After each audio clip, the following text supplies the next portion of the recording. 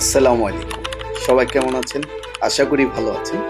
আলহামদুলিল্লাহ আমিও ভালো আছি। আজকে আমি গিয়েছিলাম পুরান ঢাকায়। পুরান ঢাকার বিখ্যাত সেই আল রাজ্জাক। একসময় ঢাকা শহরে খুব কম সংখ্যক রেস্টুরেন্ট ছিল।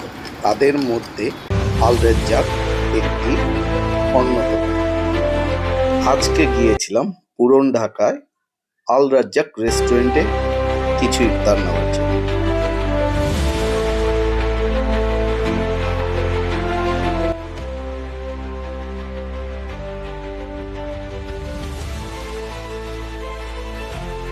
একই রোডে অবস্থিত আজহার মিষ্টান্ন ভান্ডার। এই মিষ্টির দোকানের দইগুলো খুবই সুস্বাদু এবং মজাদার।